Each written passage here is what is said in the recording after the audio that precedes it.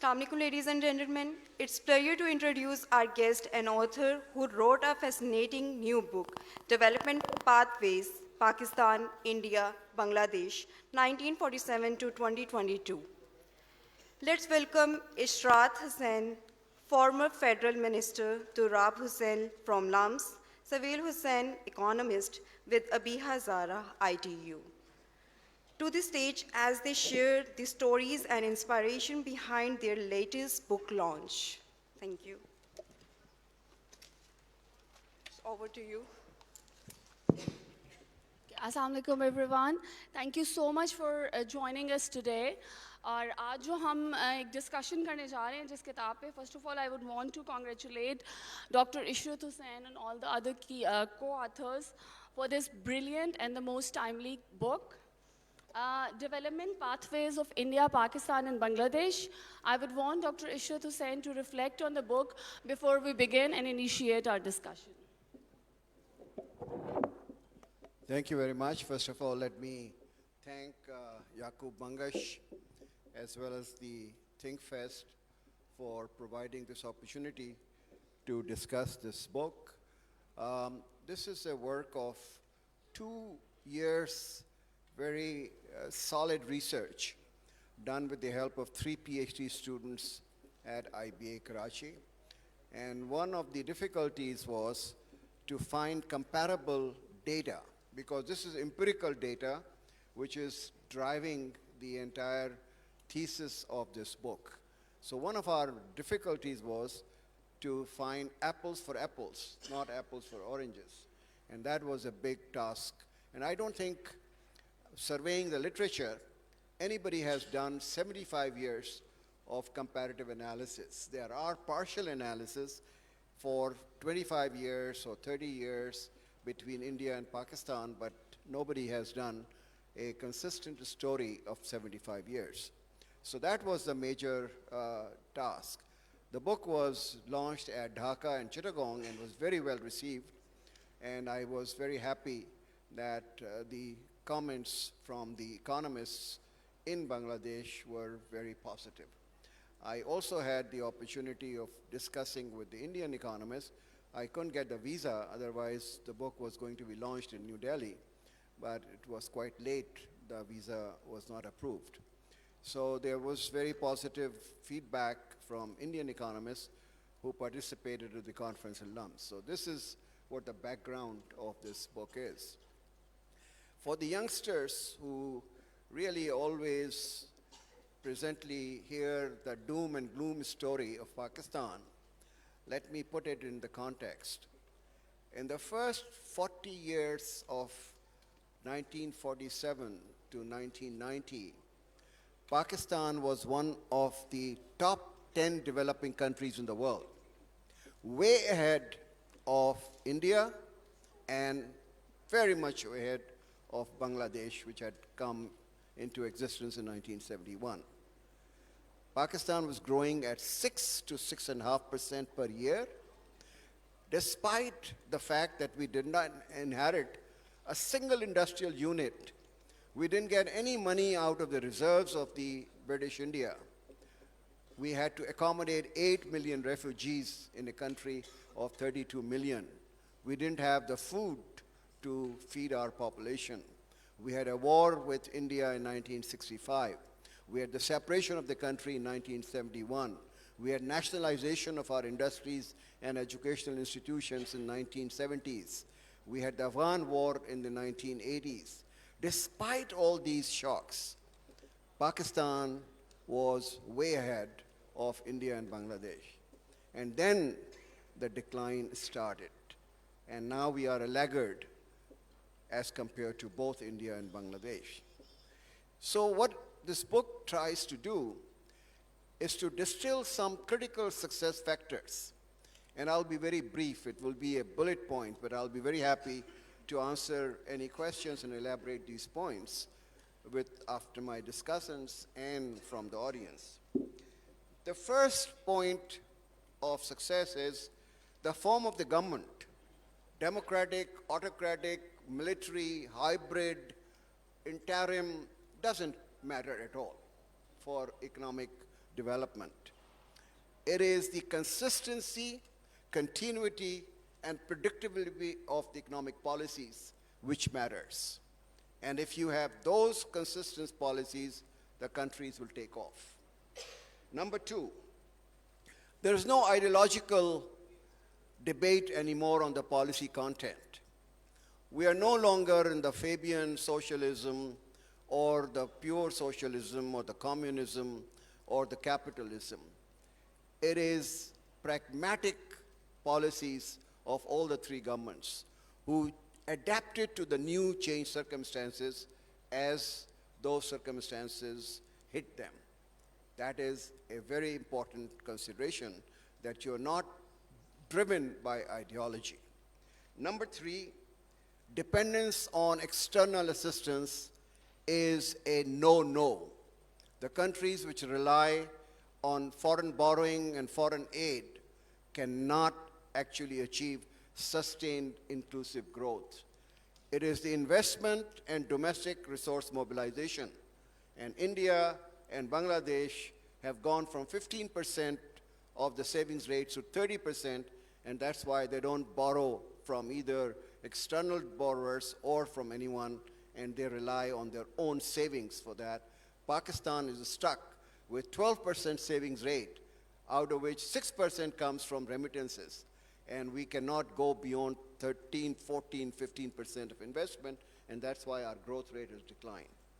Number four, this estate market binary, which we always debate, is outdated. We need both a strong, capable, and responsive government, as well as the well-functioning comparative markets led by the private sector, which have to carry out the work of development. We cannot have state-owned enterprises, but we allow the private sectors to be operating in a comparative market, not rent-seeking. And therefore, regulation of a benign type, not the obstructive type, is what really counts. Number five, openness and participation in global trade, FDI flows, and technology transfer actually boost the country's economies.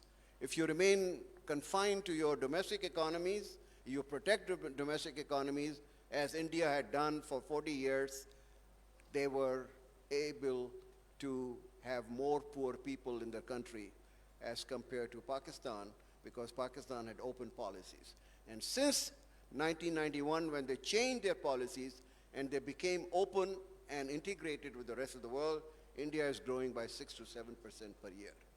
Number six, female empowerment, as well as financial inclusion and investment in human capital, are essential for inclusive and sustained development.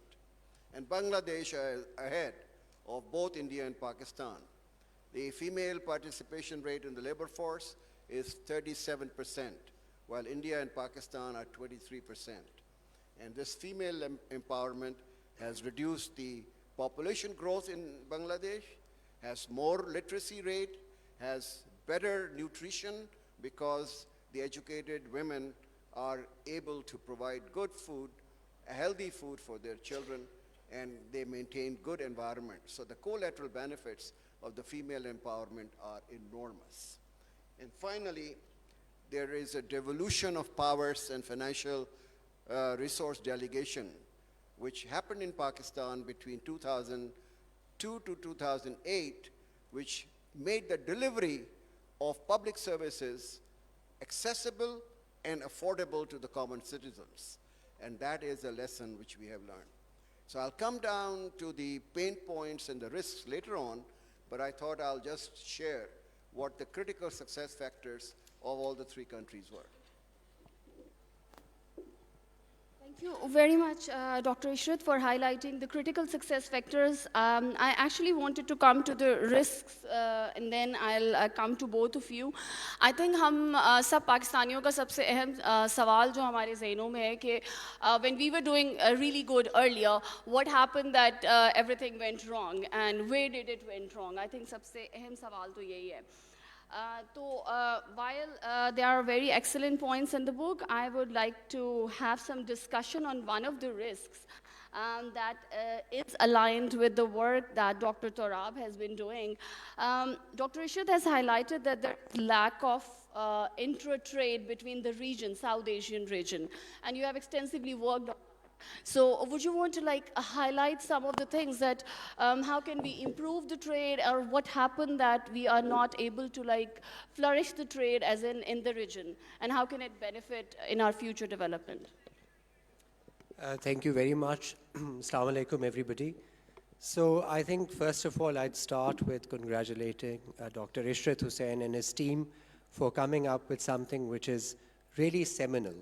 Because I mean, I think any student of economic history, generally citizens of I think all the three countries would ask this question that, you know, these three countries were essentially one country, Bangladesh, Pakistan and India, pre-1947, one area, and then they grew very differently, very different trajectories. So what were the reasons behind these different trajectories, these different growth paths? And I think this book does a marvelous job in answering that question, whether that be macroeconomic variables, sectors, agriculture, industry, services, socio-economic development. So you get a very, very good picture comparing the performance of all three countries. And also, it goes into the reasons why the trajectories were different. And Ishrat Saab has spoken about that. Now, going to trade, the question you specifically asked, a couple of things which we need to keep in mind. If you look at evidence sort of linking trade with economic growth, by and large, what you see is that across country and across time, countries which are more open economies, they lower their restrictions of trade, such as tariffs and quotas, they tend to do better in terms of economic growth. Okay, so countries which are open tend to grow faster. Historically speaking, after 1945, when most of the developing countries got their independence, a lot of them pursued policies of import substitution industrialization, which are spoken by Dr. Saab also. This was pursued by both India, to some extent by Pakistan, and Pakistan and Bangladesh were one country. So that was a protectionist policy. They wanted to build their infant industry. Now, a lot of these countries then in the 1980s and 1990s, post the debt crisis, had to open up. Okay, and so the relative success story, you have examples of South Korea and Taiwan, which did really, really well, although they protected, but then they opened up. India in 1990s reform opened up and has been growing at 7 to 8% for the last 30, 40 years. Pakistan's story is a bit different. We can perhaps come back to it. Let me go to the sort of bilateral trading relations between Pakistan and India. Unfortunately, after independence, trade between the two countries really went down after post-1965 because of political reasons. So the economic policy was essentially dominated by the political, unfortunate relations between the two countries. So our trade for the last 30, 40 years hasn't been more than, this is formal trade between India and Pakistan, has not been more than $2 billion.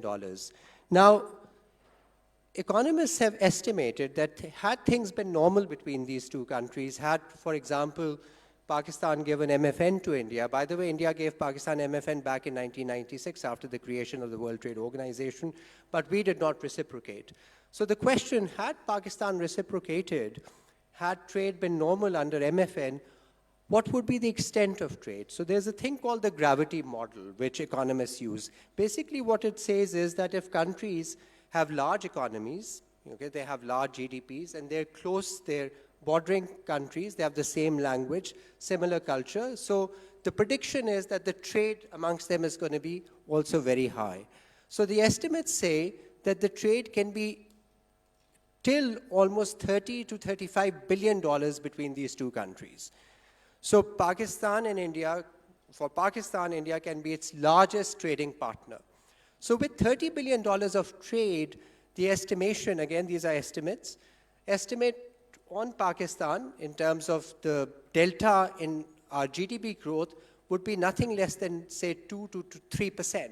So if Pakistan is growing at 3 to 4%, this normalization of trade can push that to around 6 to 7%.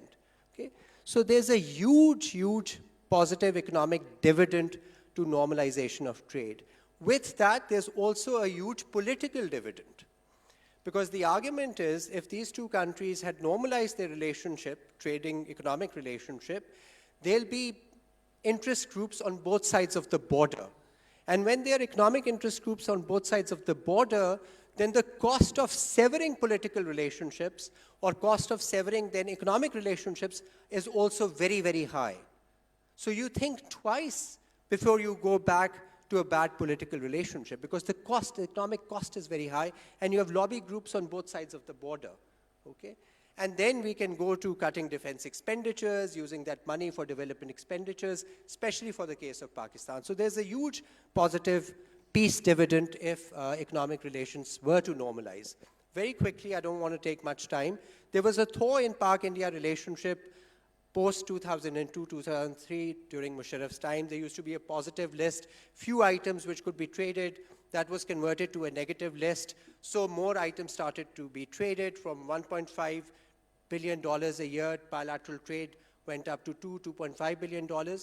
In 2008, 2009, we had come to a juncture where both countries were deciding, because our visa relationship or visa policy is also very bizarre.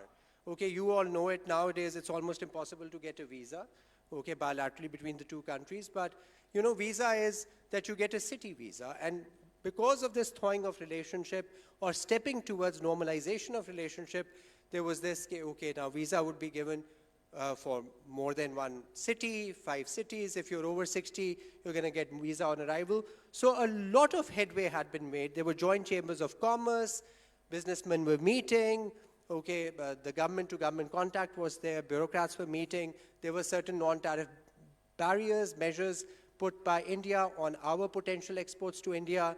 They were putting those down. So everything was heading in the right direction. Unfortunately, that all ended in 2013 and 14. Pakistan never gave India MFN, most favored nation. We delayed it. Modi government comes in and bilateral relations goes down south. And then I don't have to tell you the story, what happens. Perhaps we can discuss it later on in the questions. So unfortunately, because of the lack of normal trading economic relationships, Pakistan, because it's a smaller country, it suffers much more economically than compared to India. Okay, so, and now with the thing in India, I'm not sure what the real political motivation is for normalizing trade relation and economic relations with Pakistan. Okay, thank you. Thank you so much, Dr. Tarab, for highlighting these important points. और मेरा ख्याल है वो हम में से बहुत सारे लोगों को तो पता नहीं होगा. We don't even think on that angle that how important it is to have peace in the region and how it benefits all the countries economically in the region. अच्छा, I would like to move forward and take some comments from Savel Hussain with his extensive industry experience. थोड़ा सा different एक angle आएगा. So industry has been doing great earlier in Pakistan. Abhi bhi I'm sure some of them are doing great in terms of contribution. So how do you see the journey of industries and their contribution in the development of Pakistan, and how should it go and where should it go? Thank you. First of all, I'd also like to begin by congratulating Dr. Irshad Saab and his team. This book is very well thought through and put together. And most importantly, it's very data-driven.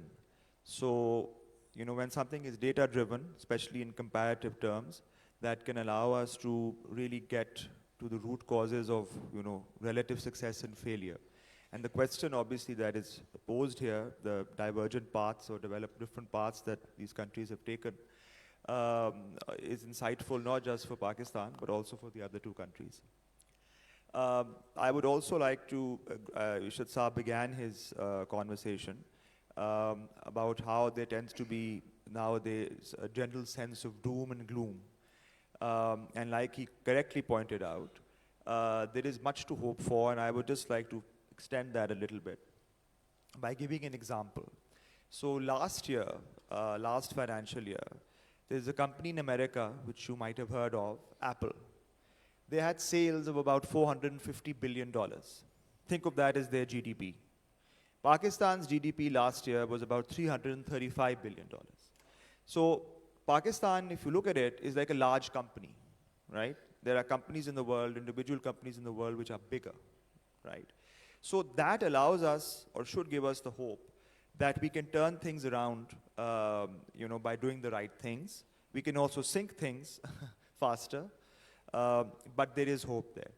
And secondly, as Ishad Saab points out in his book, that Pakistan was actually did remarkably well for slightly more than 40 years after independence. And, not just in terms of growth, but in terms of per capita income. For example, by 1990, as Ishad Saab has pointed out, Pakistan's GDP per capita was 30% higher than India's and 40% higher than Bangladesh. Today, of course, we've gone down. So now moving forward as far as industry and so on is concerned, I think that one of the things that Pakistan did right in the beginning was that we were able to somehow develop a kind of an industrial cluster, which was originally driven by textiles. We were not able to build on that and diversify that.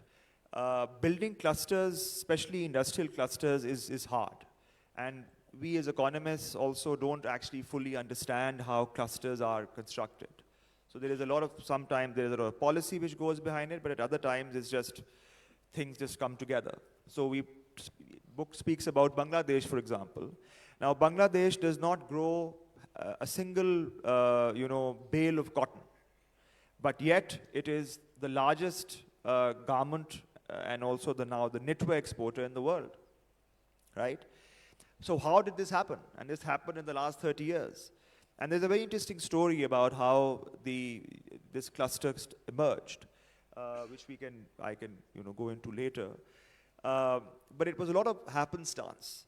And then things came together and, interest groups were created, which sustained that and made sure that regardless of which kind of regime they had, and they had all kinds. So they had dictatorship, they had the fighting, BBs, all of that. But they were able to sustain that. So I think that is something which we need to focus on. How do we build clusters? And we tend to generally, we have built some clusters, but unfortunately, some of the times we've stopped being outward looking in terms of exports. And I think that there is a slightly more complicated explanation, especially when it comes to, for example, India, about how they've been able to grow and sustain that growth over a period of time. And I think one of the major reasons has been that they were able to build the industrial structure, which initially was inefficient, but then they were able to leverage that later on and have been doing so thereon. Whereas we have, actually receded and gone back. So I think these are some of the points which maybe we can delve on further. Right? Okay. While there are some other points coming in, one thing that I really want to talk about, in the book, Dr. Ishad, you have mentioned that one of the key strengths of Pakistan in its initial journey was the institutions, were the right institutions. Until now, we don't see the problem is with the public policies. We still have the excellent policies. I still remember that most of the professors in the West say that, okay, we do not have this good policy documents as you people have. So the problem is with implementation. तो आखिर हमारे इदारे जब इतने अच्छे थे, like we had some excellent examples in industry, Wahjoc was doing very good, even PIA did excellent. What happened? I think we should talk about that what happened that our institutions deteriorated, and what are the key factors that we should consider and work on for the development? This is a very good point. If you look at my previous book, Governing the Ungovernable, which was published in 2018, that provides you the basis for coming to the conclusion that it was the institutional decay which has really led Pakistan to the present state. And I give you 4 examples contrast between the pre-1980 period and the post-1980 period. PIDC was formed in order to establish industries in Pakistan which didn't exist at all. And when they established the industries, they transferred this to the private sector because the private sector didn't have the capital. The government had the capital, but the private sector was good at managing those industries. And by 1969, Pakistan's industrial manufactured exports, according to the World Bank, were higher than those of Indonesia, Malaysia, the Philippines, and Thailand. And look where their exports are of the manufactured and where we are. And where is PIDC today, except that ugly building on the heart of Karachi, which they cannot even paint and maintain. We don't hear about PIDC. It's absolutely dormant. It has not done anything at all. Where's PICIC and IDBP, which provided the financing to the private sector to take over these industries? We don't have PICIC and IDBP. They have just vanished. Look at the Agriculture Development Corporation. 30 million people we inherited at 1947. 3 million tons was the wheat production. We could not feed our people. We had to depend on PL 480 imports of wheat from the United States. Comes Agriculture Development Corporation. It brings in the Iri rice seeds from the Philippines and the Mexipac seeds for wheat from Mexico. And today, with the grace of God, with 240 million people, we are producing 30 million tons of wheat. We are the third largest exporter of rice. This is what Agriculture Development Corporation did. But we have abolished the Agriculture Development Corporation, and since 1990, our productivity levels in crops has actually remained stagnant. Look at WAPDA. The entire Indus Basin Works was designed and executed by Pakistani engineers. And all Pakistani engineers who were responsible for that Indus Basin Works, including Tarbela Dam and Mangla Dam, were taken en bloc by the World Bank. And the World Bank said, if you want to learn irrigation, learn from these engineers. This has never happened in the history of Pakistan. WAPDA has not added one single dam in Pakistan since 1972. It's only last 3 years that they have gone to Dasu and Daimar Basha and Momand. They were completely, dormant. Look at PIA, which established the whole Emirates, the Singapore Airlines, the Royal Jordanian, the Malta Airlines, under the leadership of Noor Khan and Asghar Khan and others. If you have 16 managing directors in PIA in the last 20 years, what do you expect the PIA is going to do? So this is the institutional decay, the politicization of the civil service. The civil servants used to be neutral, used to be honest, and they used to be competent. I'm sorry to say that, and there are very bright, young, talented, probationers sitting here. I'm sorry to say that we have lost their neutrality. They have become politicized, and they are not, most of them are not honest in their dealings. So this is the reason why the institutions of governance have failed. And when you have institutions of governance fail, the economic development and growth is stunted. I think it's very important point. I would want to hear your reflections on this point if you want to add something here, or maybe we can move to the next point. Sure, absolutely. I mean, there's absolutely no disagreement. I mean, unfortunately, there's been a consistent institutional decay in the country. Some time ago, in fact, a colleague of mine and I wrote this book. It's called Candles in the Dark, Institutional Success in a Weak Environment. So we looked at certain institutions in the country, both public and private, which are not for profit, which actually have done well. So looked at what are the reasons also public sector institutions, which despite of all that is around, political pressures and so on, have performed well. And there are some examples of that. We talk about the emergency service 1122, motorway police, Punjab Education Foundation for some years. Then there are certain private organizations which have also done remarkably well, which are not for profit. But by and large, as Dr. Saab said, we look at PIA, railways, other organizations, the story is pretty dismal. One thing which I wanted to say when I was reading this book, there's an interesting book written by William Dalrymple. I think Lahore is very familiar with William Dalrymple. He comes almost every year in literature festivals. He's a historian. So he wrote this book in the early 1990s, and it's called The Age of Kali. And it's a comparison of three countries, similar to this one, but William Dalrymple is focused more on sort of cultural, social, and political history and contemporary times of Pakistan, India, and Sri Lanka. Now, he's writing this book in the 1990s, and when he talks about India, he talks about the perverse politics of India in terms of communal riots, class system, caste issues, the violence, especially in the cow belt, Uttar Pradesh, Bihar, and these in the 80s and 90s. And then when he talks about Pakistan, it seems like a land of milk and honey. And you wonder, reading that book, that what changed in the post the 1990s after economic reform. India goes to a very, very different trajectory. And Pakistan's growth rate sort of just stagnates to 3 to 4%. And for India, there's no looking back, literally, growing at 7, 8%.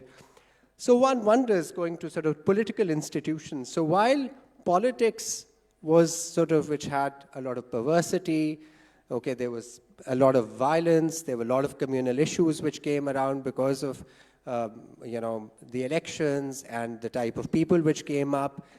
India persisted, persevered. Its institutions worked according whatever in the ambit of the constitutional framework. And the dividends were paid when India did a complete overhaul of its economic system. The reforms which Ishrat Saab talks about in the book come the 1990s. So I think when you talk about institutions, it's also important to understand that the broader constitutional framework is extremely important. Institutions working within the ambit is extremely important.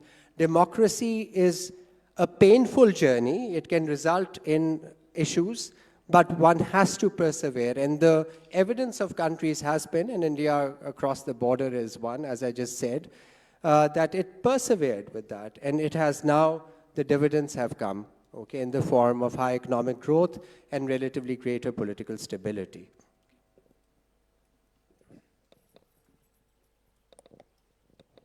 Okay. So I think that absolutely, I think institutional decay has been, at the core of how things have gone wrong. But the more interesting question is, why did this come about and why has it sustained itself? Despite some successes, as Tarab has pointed out, we've had recently. But also an associated point, which is also mentioned in the book, that the Indians very early on, during Nehru's period, linked up with, some really good universities abroad, like Harvard and MIT and so on, and started replicating the IIMs. And this is something which has continued, and that has provided them with a very robust base of human capital, which not only feeds industry, but also their governance institutions. And that's a long-term thing. We, on the other hand, unfortunately in the 70s, actually went ahead and nationalized our education system, which actually, wrecked things. And we are still, trying to recover from that period. So these are important, things which happen, which, and also, I think, again, coming back to the idea of, clusters, including clusters of institutions, which can work together to, to give you that kind of economic performance, which India has had and Bangladesh has recently had. We somehow have, gone wrong in certain areas post the late 60s. So, for example, we did develop another cluster, the sugar industry, for example.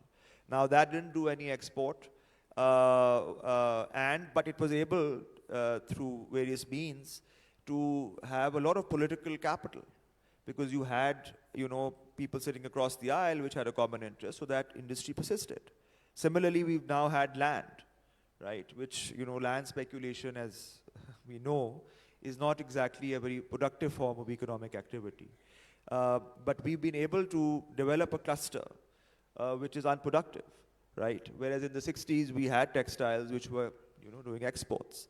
So, but now, I think going forward, given our, what our fiscal situation is, especially on the external side, I think that now the realization that we have to export more, we have to now open up to the world, at least in terms of increasing our exports. That is something which is now, getting hammered in.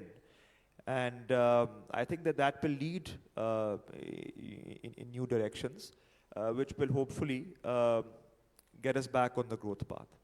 Okay, I think you have brought the point that I wanted to bring next. While we cannot stop talking about the politicization and the other institutional decay issues, one other thing that I wanted to really talk about, हम अक्सर ये बात करते हैं कि nationalization created havoc, our state intervention बहुत, but I was reading the book and then there you mentioned that India has this interesting journey as well. Nehru also ensured state control in industries, so it was not just us kind of, maybe the extent was different in the two countries. Moving from there, now we tend to argue about the fact that neoliberal economic policies are not very good, let's stop them. And then there's a group that keeps talking कि privatize कर दें because सरकार से तो institutions नहीं चलते. And everything is going wrong, especially with our key institutions. So I think you also mentioned it in the beginning that there is no, in liberal economic policies, privatization or the state. It's always a good combination of the two. So I would want you to reflect on this point, that how do we see this journey forward? I think we have become, especially the intellectuals, we have become too lazy. And we either blame the neoliberal policies, which do not exist in any country, even not the United States even. They have adopted an industrial policy, which was the hallmark of the Soviet Union and China. And China has adopted all the liberal policies of trade integration, opening up the economy to the foreigners, which was not allowed under the Soviet model of communism. So I think this debate, to me, is totally outdated. It doesn't fit in the 21st century. What I have argued in this book and my other work is that there are some sound principles of management which will be applied both to the private sector as well as the public sector. But if the private sector is given licenses, permits, foreign exchange, tax concessions, and you do not allow them to compete with the newcomers, to the new entrants, then you do not have a dynamic private sector which creates wealth and which creates value added. So what I argued in my first book, The Economy of an Elitist State, that unfortunately in Pakistan, we have stuck with the worst of both the worlds. Our markets are rigged for the benefit of some very few families and individuals. And our state is hijacked by the same group of the elite class. So you do not have a capable, strong government, and you don't have a dynamic, well-functioning, innovative, comparative private sector. So it is not state versus market. It's not neoliberal policies or the socialism. It is how you take care of your resources in a more efficient and equitable manner.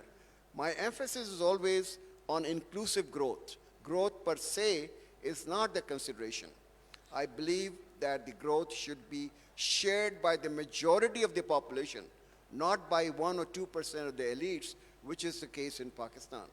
So for the state-owned enterprises, I think what you have to do is you have to decide which are the strategic industries or institutions which should remain with the government, and which are those industries which can be operated and managed better by the private sector. And my report, which is on the website of the Ministry of Finance on the SOE triage, has taken each one of the 85 commercial state-owned enterprises and divided them in these two parts. So that is the way forward. So let's get out of this abstract debate, which is neoliberal versus socialism. You have a pragmatic economic policies, and one of the critical success factors I pointed out was the people in 3 countries especially have gone to a pragmatic approach, a mixed economy approach, rather than one approach or the other.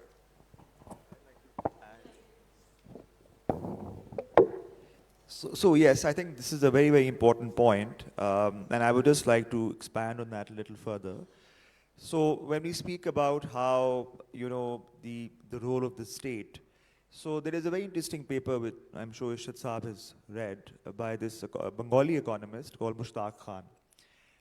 And he looks at the paper is called the Industrial Policy in Pakistan, 1947 to 1970. And he does in that paper a kind of a brief comparison of Pakistan's performance vis-a-vis its industrial policy, because Pakistan did have an industrial policy which was very clear that they are going to build up, this kind of cluster, they're going to be exports, there's going to be a licensing regime and so on. South Korea followed a similar path, but unlike Pakistan, South Korea was able to continue that growth without getting that kind of capture, the kind of elite capture that Ishad Saab is speaking to. So Mushtaq's argument basically in a nutshell was, or is, that in Pakistan's case, the government, the state used the carrot, but it didn't use the stick, right? So, which South Korea did, they used both the carrot and the stick, because then they forced people to export. Even today in India, they have been very careful across regimes of the kind of FDI that they are willing to accept. And the kind of FDI they are willing to accept is primarily that which generates exports or which does create local value added, right? It's not extractive. So for example, Apple was not allowed to set up, a store, in India unless they set up a plant which could also export. And now iPhones are being produced in India. Right? One of the reasons why Walmart has not been able to open up in India is because precisely that, the Indian government has been clear that, if you come up and set up shop here, how is this going to pay for itself? Because if you're going to import goods and sell them here, then, so these are the kinds of things which we also have to think about. It's not rocket science, and if we focus on those, I think that, things can go forward. Just adding to the South Korea example, because this is so oftentimes given, the example of the Asian tigers, and we hear that they took our 5-year plans in the 1950s and implemented them, and look where they are now, and look where we are. If you look at South Korea and Taiwan, what Savail said is absolutely right. I mean, the initial structuralist or import substitution policies, which by the way was followed by them also, was contingent that their industry has to export. Okay, so protection was contingent or conditional on the fact that the world has to be your oyster. You can't just depend on the local market. So that was the critical difference between South Korea, Taiwan, and, for example, Latin America, which is focused very inward to the domestic market.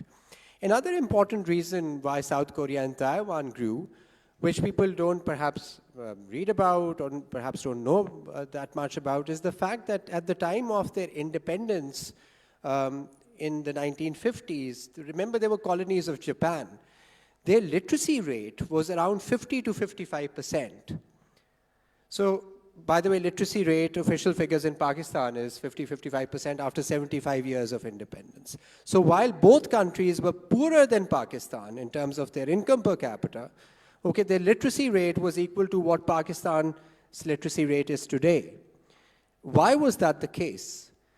Now, Japan, as a colonial power, okay, when it went through the Meiji Revolution in the late 19th century, it used its colonies as a backward linkage. So it industrialized its colonies also.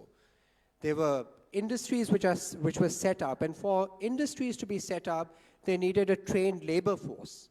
And hence they made education, basic primary education, compulsory. And that's the reason why they had such high literacy rate in the 1950s at the time of their independence. Why was that so important? It helped with skilled labor, it helped in moving up the value chain. So from basic textiles, they quickly, in 5 or 10 years, went into the engineering industry. Why? Because they had trade. It's much, much easier to climb the industrial value chain. One reason. Second thing, which was there in South Korea and Taiwan at the time of their independence, if you look at the levels of wealth and income inequality in the 1950s of both South Korea and Taiwan, that was comparable to Scandinavian countries. Why? Because Japan, as a colonial power, implemented land reforms in South Korea. So very even sort of base in the sense. There was not much income distribution differences or wealth distribution differences in both the countries. Why is that important? The bureaucracies in both countries were independent of vested interests, so strong lobby groups. So they worked independently and implemented their 5-year. Switches off, without a particular powerful lobby group scuttling the process of development. Okay, so education and relatively better income distribution and wealth distribution are two reasons which we don't normally hear about. Thank you so much, Dr. Tarab. I think due to time shortage, हम बहुत सारी चीजें discuss नहीं कर सके. You should all read the book since it brings in, I think it's the first book, Dr. Ishit Saab has mentioned, जो comparable data को लेकर आई है और comparable data के base के ऊपर बात कर रही है कि इंडिया, पाकिस्तान और बांग्लादेश की trajectory जो है वो कहाँ differ की और उनके development pathways कहाँ पे differ किए और it also considers कि starting point क्या था उन मुल्कों के पास जब हमने शुरू की अपनी journey और अब हम किधर हैं. And also it takes into account the social sectors and macroeconomic factors. So please do read the book while I open the floor for the questions, so you can ask.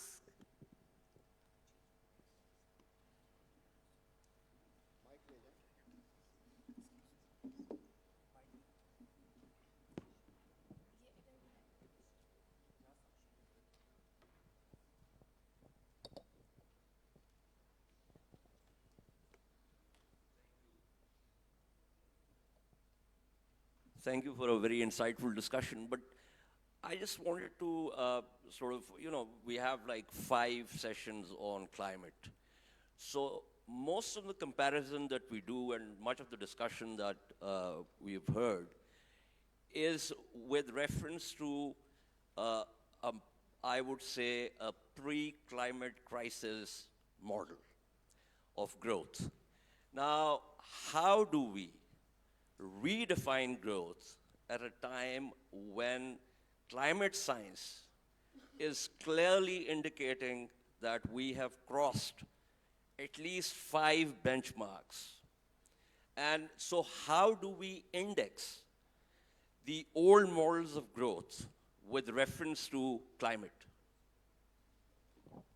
I think you raise a very pertinent point. If you look at the pain points and the risks for all the 3 countries, it is climate, climate, and climate. Because what history tells us is no longer predictive of what the future is going to be. And that means the trans-boundary water agreement between China, India, and Pakistan. Because the glaciers in the Hindu Kush, in Himalayas, and Karakoram, they are your lifeline for Pakistan and for India and Bangladesh. And I heard today Adil Najam, and I totally agree with him, that for us, the climate agenda is not so much of the carbon emissions and the energy as much as water because of its nexus with food and energy. If we want to go into the renewable, we have to rely on hydel. But if hydel becomes erratic, then we are going to have droughts and we are going to have heat waves and all other. So I have spent a lot of time in this book. If you happen to read it, you will find that my major concern in 3 countries is that we are not paying much attention. And I would very much like to agree with Adil Najam that our Desi agenda for South Asia has to be totally different from what the global agenda is. And that is way forward for the development model of these 3 countries. इजाज़त हो तो उर्दू में पूछ लूँ?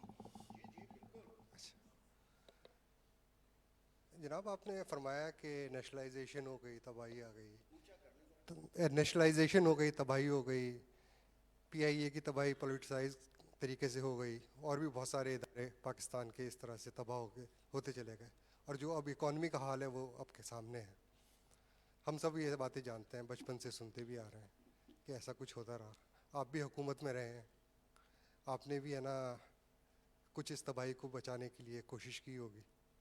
मैं ये जानना चाहता हूँ कि अब इलेक्शन भी आने वाले हैं, हमारे पास कोई ऐसा एजेंडा है कि इस तबाही को रोकने के लिए हम किसी पॉलिटिकल पार्टी से भी बात कर सकें? शुक्रिया. देखिए, पॉलिटिकल पार्टीज़ को सबको पता है कि हमारे मसाइल क्या हैं, और ये मसाइल जो हैं वो कोई छुपे नहीं हैं और उसके हल जो हैं वो भी हैं. लेकिन जिस मुल्क में 1999 से और 2023 तक 16 प्राइम मिनिस्टर बदले जाएंगे, और जहां पॉलिसीज़ जो हैं वो हर रोज़ चेंज होती रहेंगी, तो कोई भी पॉलिटिकल पार्टी जो अपनी कुर्सी का हर वक्त ख्याल करेगी कि कब मेरी कुर्सी मेरी पैर से या हाथों से निकल जाएगी, वो कोई टफ इकोनॉमिक डिसीजंस नहीं ले सकती है. आप 5 साल का टेन्योर हर हुकूमत को दें पाकिस्तान में, आप देखें कि ये पाकिस्तान जो है वो कहाँ से कहाँ चला जाएगा. बांग्लादेश में पूरे इसी 1999 से और आज तक सिर्फ 2 प्राइम मिनिस्टर बने, खालिदा ज़िया और हसीना वाजिद, और उनकी पॉलिसीज़ जो थीं वो बिल्कुल कंटिन्यू करती थीं. वाजपेयी, मनमोहन सिंह और मोदी 3 प्राइम मिनिस्टर रहे हैं. तो जो इंडस्ट्रियलिस्ट है, ये बैठा है मेरे साथ, बड़ा अच्छा प्रोग्रेसिव इंडस्ट्रियलिस्ट, उसको पता है कि आज जो मैं पॉलिसीज़ के तहत काम करूँगा, जो इन्वेस्टमेंट मैं करूँगा, उसका फल मुझे मिलेगा. लेकिन पाकिस्तान में तो इन्वेस्टर जो है वो बैठा है कि कल एफबीआर की पॉलिसी क्या हो जाएगी, कल नई गवर्नमेंट की पॉलिसी क्या हो जाएगी, कल कोई नेशनलाइजेशन हो जाएगी, कल कोई प्राइवेटाइजेशन हो जाएगी, वो कैसे इन्वेस्ट करेगा. इसलिए आप 14-15% इन्वेस्टमेंट रेट पे बैठें, आपकी ग्रोथ तो नहीं हो सकती. वो 30% पे पहुंच गए. सर्टेनिटी जो है वो पॉलिटिशियन को चाहिए. हर वक्त उसको डर लगा रहे कि कल मेरे खिलाफ कोई जुडिशल एक्टिविज्म हो जाएगी या कोई बिहाइंड द सीन मुझे निकाल दिया जाएगा वोट ऑफ नो कॉन्फिडेंस से, तो वो कैसे इतनी डिफ़िकल्ट जो डिसीशंस हैं इकोनॉमिक पॉलिसीज़ के वो ले सकेगा.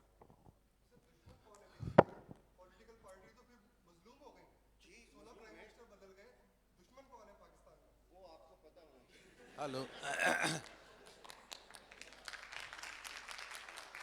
अच्छा जी. हेलो, मेरा नाम जावेद यूनुस है. मैं भी एक इकोनॉमिस्ट हूँ. हेलो. अच्छा जी. पहले सर जो आपने बात की आदिल नजम साहब की, मैंने I have witness my self in UAE that they have made a lot of green space and did controlled their transportation, pollution and cloud seeding, and the weather has changed a lot there. So it is really a fact, and raining. Now my question is to you, sir, and you are definitely one of the finest economists in this country who we can take inspiration from, and Torab too, my friend, who is economist in making of your level maybe in the future. That आप sir अक्सर कहते हैं institutions develop नहीं हुए इस मुल्क में. ठीक है, नहीं हुए, लेकिन जो पर्सनालिटीज़ हैं they shape institutions or institutions shape personalities. What really created hurdle in our country that did not allow to develop the kind of institutions that we see in India or Bangladesh now, Now we just cannot really see face to Bangladesh. I mean, look at their female labor force literacy rate, employment rate, population growth rate, even abortion rates and maternity homes are all that. I wrote an article and I can really talk in length.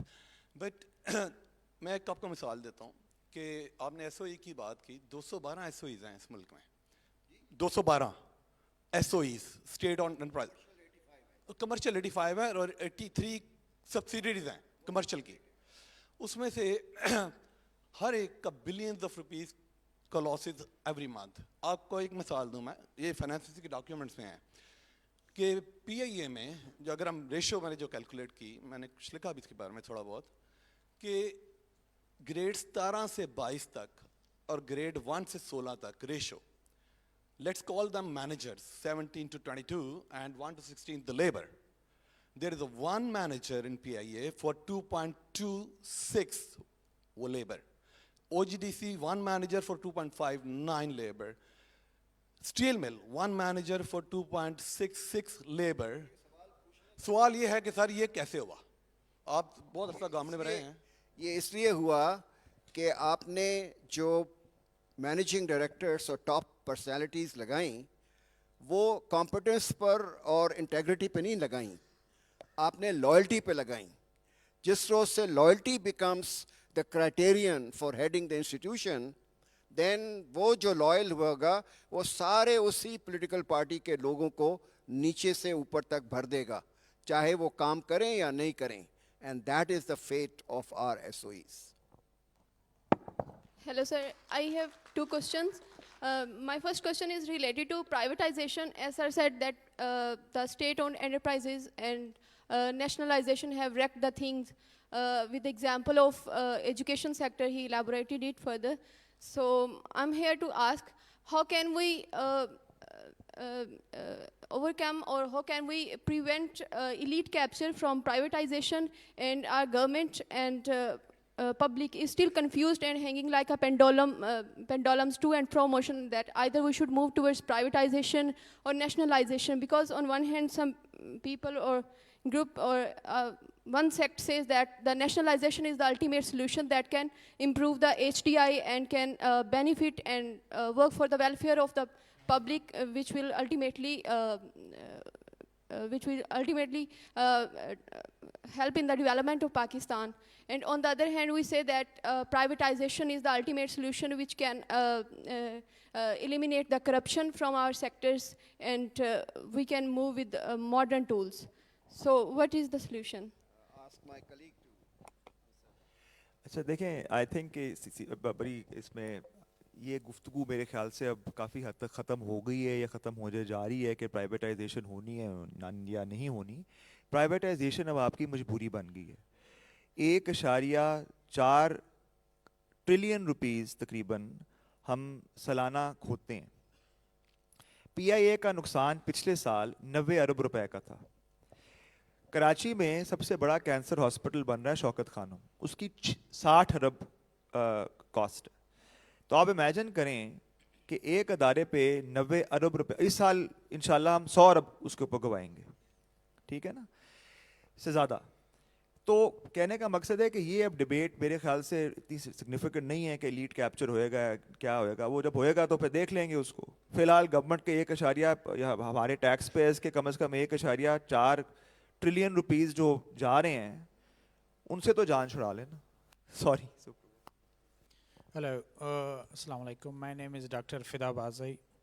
Sir, today we have democratic crisis, we have economic crisis, and at the same time we have security crisis.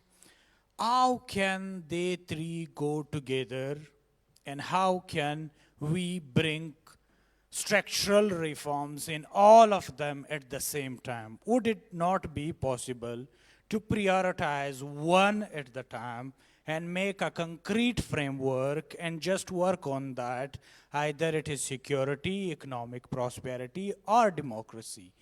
Thank you, sir. I hope this is working now. I think the answer was given by Dr. Saab earlier on. we have a certain framework, and that is our constitution. If we just abide by the constitution, हमारे जितने भी इरादे हैं, इदारे हैं, वो अपने ambit में अपना काम करें, जो भी elected government आती है वो through free and fair elections में आए, उसे 5 साल दिए जाएं अपना काम करने में, और ये process चलता जाए, और हम ज़रा पेशेंस का मुजाहरा करें, तो आई थिंक पाकिस्तान में तरक्की बिल्कुल हो सकती है और सारे ये प्रॉब्लम्स जो हैं सॉल्व हो सकते हैं. मसला ये है कि हम वो उस फ्रेमवर्क को जब वायलेट करते हैं, वो हर आप 1990s की दिहाई देख लें, इसमें इरशद साहब ने बात की है कि हमारे क्यों नहीं डीप रिफॉर्म्स हो चुके, बिकॉज हर 2-2.5 साल बाद गवर्नमेंट चेंज हो जाती थी. So you need some semblance of political stability for there to be economic stability. So पहले तो हम ये तय कर लें कि that piece of paper is of some importance and we need to abide by it.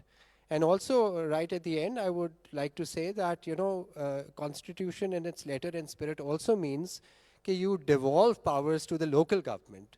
Because I think that's the real key to growth and prosperity for Pakistan, because आपका जो representative होता है वो आपके करीब होता है, ज़्यादा accountable होता है. जो problems अभी हैं हमें कि हम tax नहीं देते क्योंकि हमें पता नहीं पैसा किधर जा रहा है, तो वो काफ़ी चीज़ें solve हो सकती हैं उससे.